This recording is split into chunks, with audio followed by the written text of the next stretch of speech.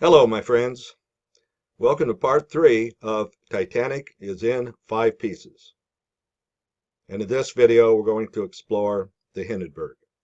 The reason for that is I discovered from some of the feedback that the Hindenburg was, for some of you, even more of a stretch than the story of the Titanic actually being sunk by planned demolition.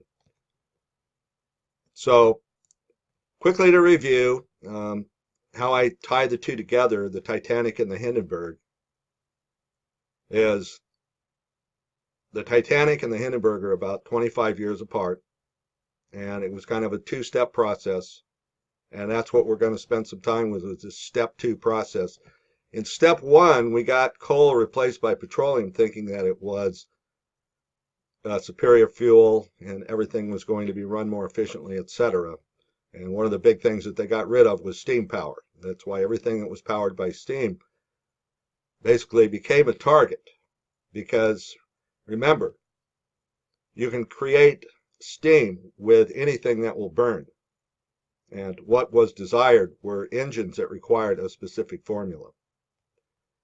And then there was a secondary reason with the Titanic. That was that it made us think that sea travel was precarious, was not all sorted out, that you weren't totally safe. And that allowed us to be steered into a much more inferior and flimsier form of transportation. The air transportation, which just got off the ground in 1912, right after the Titanic. And that's coming up in a later video. Okay, let's go to the 1937. The Hindenburg, diesel replaced by aviation fuel. That's a big one, but we didn't really feel it because we didn't know what was happening to us. Anti-gravity technology shelved. That's in red because that's a red flag. That's the big one that we lost when we lost the Hindenburg. We got hydrogen gas, was labeled as explosive, dangerous to use, and we got rigid airship use and development ended worldwide. They even disassembled the German airships that had perfect records of performance. The reason, as I've stated, was to give us devices that would increase our petroleum consumption. And they really cashed in during World War II. It was a petroleum-driven war, and they cashed in beyond their wildest dreams to the tune of 500 billion gallons were consumed during that war. Let's get on and have some fun. Okay, the Hindenburg smoking gun question never answered. Why were there 17 still and 5 movie photographers at the scene when this airship had already landed at Airhurst 10 times the previous year and had crossed the Atlantic 34 times? And for some reason, this photo that you're looking at right here is the first moment in time that we get of the entire disaster. Everything that took place before this stage of the burning of the Hindenburg was edited out. We never got it. And if we had 22 photographers there and no footage of what caused this grand transportation mechanism to be set ablaze, hey, that's the worst photographic blunder of all time. 22 professionals and nobody got the shot. Or maybe it was edited out. Let's take a look. Let's see if there was any editing that was going on. Here's an earlier slide of the Hindenburg having landed at Lakehurst. And I want you to take note of the pylon right here that the Hindenburg is moored to.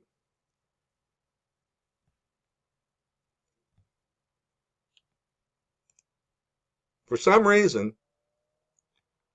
when we Google Hindenburg explosion or Hindenburg burning or even just Hindenburg and hit images, this is by far the most popular image. This is the one that was used by virtually all of the newspapers. And here's this thing that looks like a tower in here. I kind of always wondered if the Hindenburg had hit the tower, or when it just touched the tower, that's when the static spark occurred and the burning occurred. But in reality,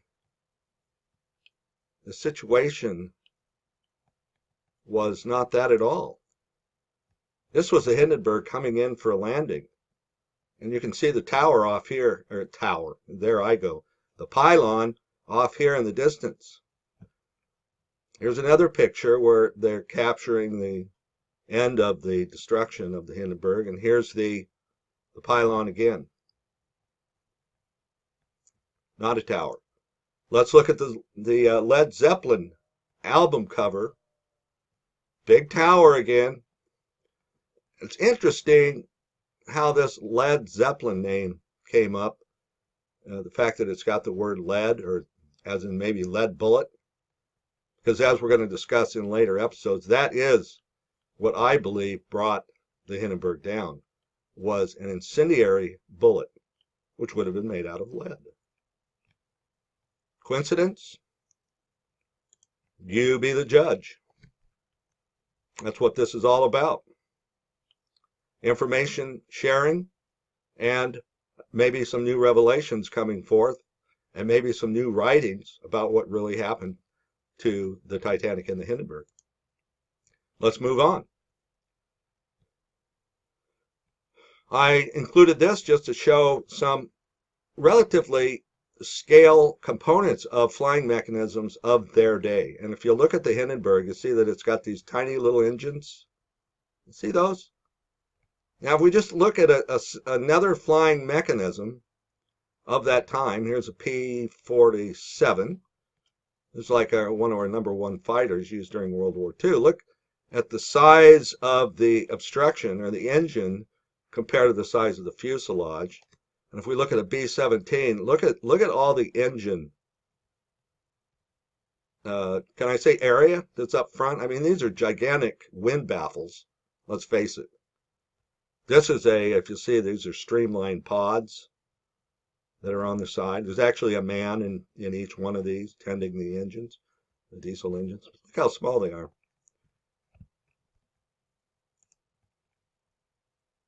And a lot of people just don't realize how well engineered these airships were. This is LZ-130. That's actually a misprint. It says Graf Zeppelin. Graf Zeppelin was LZ-127. I'm not sure what this is. This might have been one that was a future design.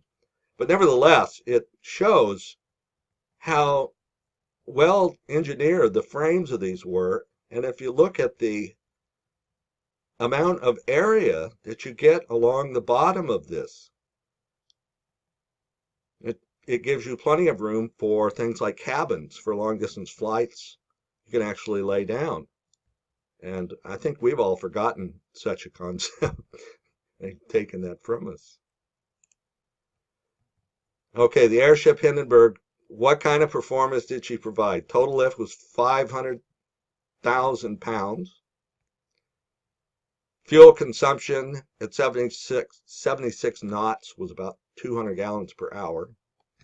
The nearest flying machine to her, the Martin M130, which we're going to look at in a second, known as the China Clipper, required 4 legs, 3 fuel stops to fly from Ireland to New York. So we're going to see that, yes, there was something sort of competing with the Hindenburg and the Graf Zeppelin, but not really, because they really couldn't fly the distance. The payload for Hindenburg was 200,000 pounds. The payload for a flying boat was 10,000 pounds. And keep in mind, these are both using fuel at roughly the same rate. So I realize one is going faster, but that's not everything. And as we're going to see, well, as we did see from this one, you can see these flying device is obviously way underpowered. Way underpowered. What if it had engines that were anywhere near as large as these comparatively to its size?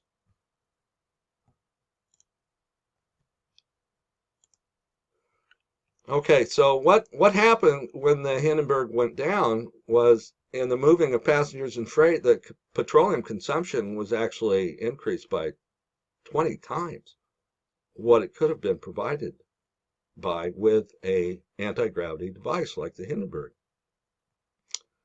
We also lost cabins,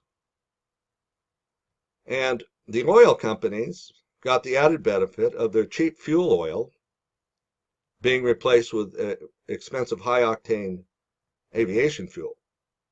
Or at least they could say it was expensive because they could cry about, well, we have to make sure that we strain only the tops so that we have the lightest fractions available, and that these are going to, these are in short supply, so of course they're more expensive. All right, let's take a look at what was going on sort of in a tit for tat. The public didn't know what was going on. We saw that they were developing other forms of flying. We didn't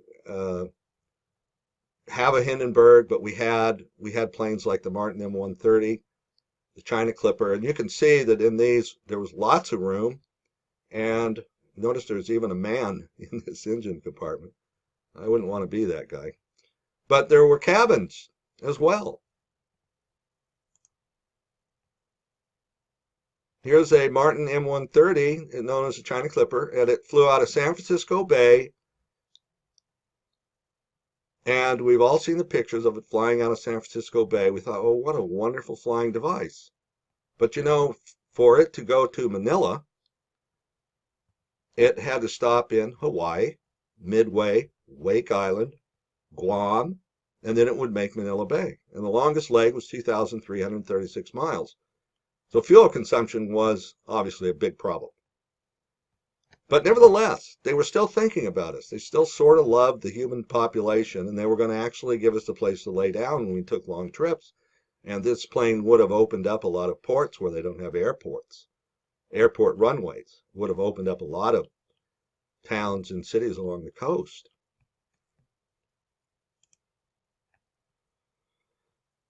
Well, what happened to this plane? There were only several hundred people that ever got to fly on the Boeings and the Martin Clippers, because shortly thereafter World War II broke out. And in World War II, the Martins and the Boeings got drafted into the military because they were too valuable. So that ended any passenger transport by flying boat. It was a very short-lived period in time. We see a lot of photographs, but it really didn't affect more than, less than a tenth or 100th of a percent of the population. Never flew on a flying boat. Meantime, Howard Hughes was given the contract to develop this flying boat, which got named the Spruce Goose, which went on to basically ruin the idea of the flying boat. After this, it just sort of died down. The idea was kind of deemed that it wasn't a good idea. It wouldn't have worked. But you look at this plane sitting here in the Hudson River, and I think that's where it's at, and it's floating right on its lines. It's designed perfectly. Look at this. Look at this beautiful shaped wing. Look at these engines. The props are well off the water. And here it is indeed flying. Should they have canceled this plane? I don't think so. I think it would have worked great. But to me, without a doubt, the purpose of the Spruce Goose was to end the great seaplane era. And what in fact did happen? The next era was the DC-3. Now, let's see, the DC-3's cabin was 92 inches wide. Why is that relevant? Because when the DC-3 first came out, it also came with one that had 14 to 16 berths. It was known as the Douglas Sleeper Transport. So they were still thinking about us a little bit. I blew this up to a similar size of the fuselages of each. Again, to kind of demonstrate, here's the size of the engines on the Hindenburg, here's the size of the engines on the DC-3. Which one do you think is more efficient? Okay, again, DC-3 is going about twice as fast, but you also have to take into consideration taking off, landing, um, ease of getting to the airport. This thing could land, away from the airport where there was no traffic. It could land wherever you had a pylon, it could touch down. And so anyway, there's another savings in time because you've got the ability to go as far as you want. You don't have to stop and get fuel. Let's move on. Next came along the DC 6. Here's a DC 6, and that was in the 50s. Let's see, but didn't quite have the ability to fly the transatlantic route. It had to make a fuel stop. It wasn't until 1958, with the advent of the Boeing 707, that we really got transatlantic travel. Keep in mind that with the Graf Zeppelin, which I'm getting to, we had transatlantic travel since 1928. And nobody was ever killed in it. Excuse me, I'm getting ahead of here. Yeah, okay. Well, you got the preview of where this is headed. This is what we have now. And if this doesn't scare you, I don't know what does. I mean, if you're a parent, I think the older of a parent you are, which would indicate maybe you've got more wisdom as you get older and raise more and more kids and see more and more things happen, that this would just have to scare you. I mean, you could take them on a world fact-finding trip, and then on the way back, their memory is going to be half erased just on the way home with whatever they're being fed here, and you have no control or very little.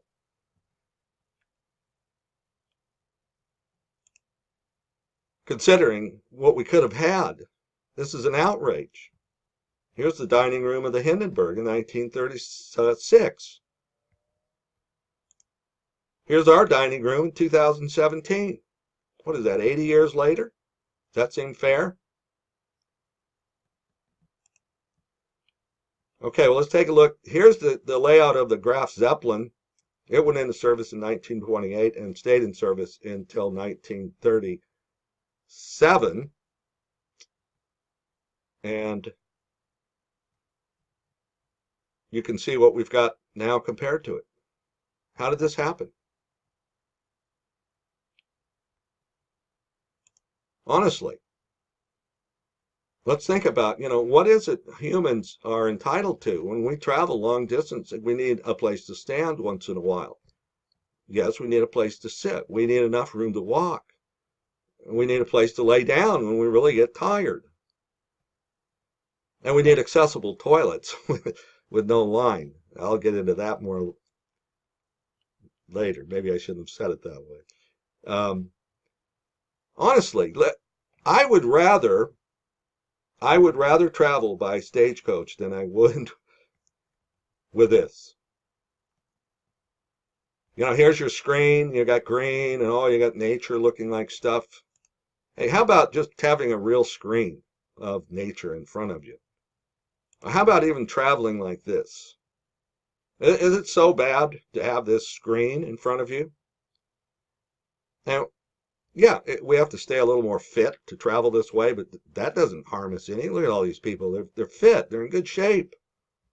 They're having a great time.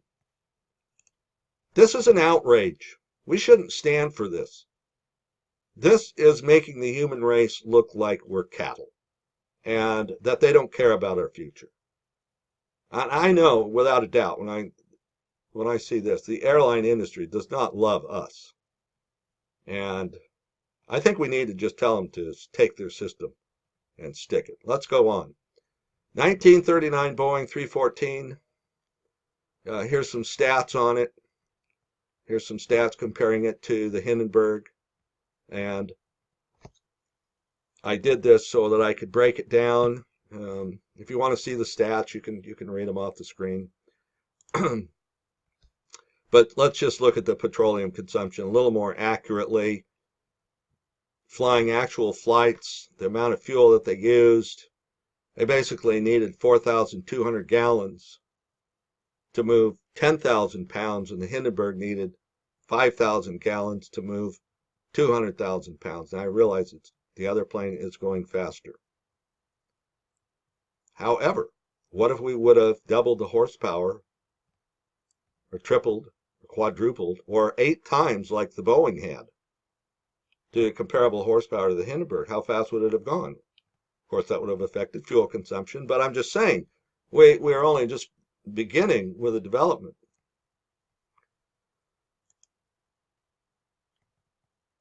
I need to mention the Graf Zeppelin. Not only mention, I mean, we need to reiterate, this was in service from 1928 until 1937. And during her lifespan, she logged over 1 million miles and carried 18,000 people. And when the Hindenburg went down, they ruled all airships were so dangerous that they took this airship, the Graf Zeppelin, apart.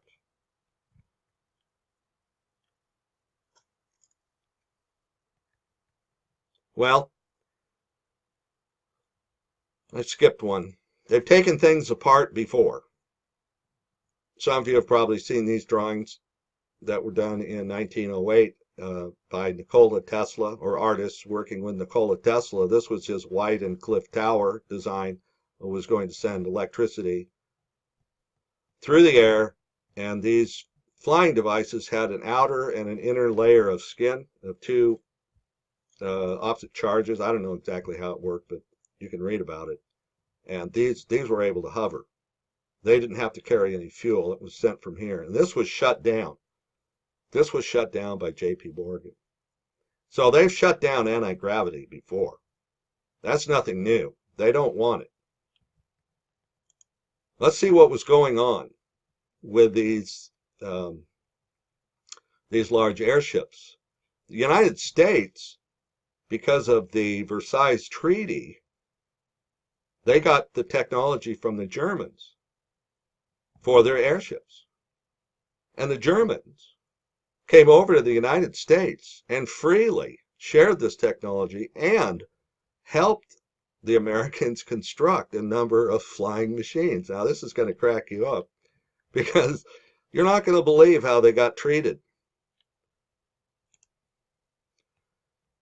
The Germans helped the Americans build this giant ship. This is the USS Macon, and it was built around 1935. Let me show you something. Look what they were doing. They were developing engines that were inside the device with only the propeller that protruded out through a small port. Ooh, this would have saved a lot more fuel, huh? It also made them more maneuverable because they could use this to lift or to back up and things like that. This was this was a big improvement, and it was on the Macon and the Akron. Here's a picture of the Akron showing planes being deployed out of the bottom. Oh, this was going to make things complicated in the theater of war, where they already had the aircraft carriers and the battleships already built and ready to conduct the war using prime, quantities of aviation fuel. This is going to maybe throw that contest out of whack. And so they don't like to do that.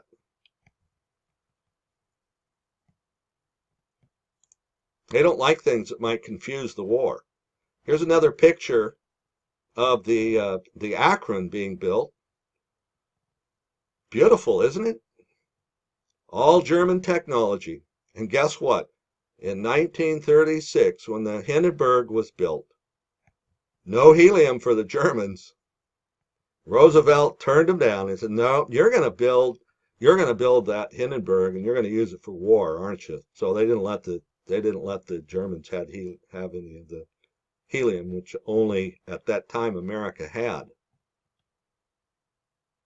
Great decision. What that caused the Germans to do was use hydrogen anyway, and gave them more than gave them 8% more lift capacity because they were using hydrogen instead of helium. Just ridiculous. But, it primed the public. They were thinking, oh, they're using hydrogen. Oh, Germans are maybe a little stupid and setting themselves up. And that's just what they wanted us to believe. So I just want you to take a look at the Hindenburg, what a wonderful design it was, and also notice that the German design had no guns or warplanes on it. It was designed after, well, it's designed before the Macon and the Akron, but it was built after the Macon and the Akron, and it had no gun. It had no warplanes. And the Germans got they got no helium. I mean, I got to show you the last part here. When they, after the Hindenburg had been destroyed, they came up with a way to preserve it. So that we have the Hindenburg Monument, which is in someplace in New Jersey, and this is it. And look at this thing. Here you had a lighter than uh, air flying machine. They depict it with this huge, heavy anchor chain as if it's.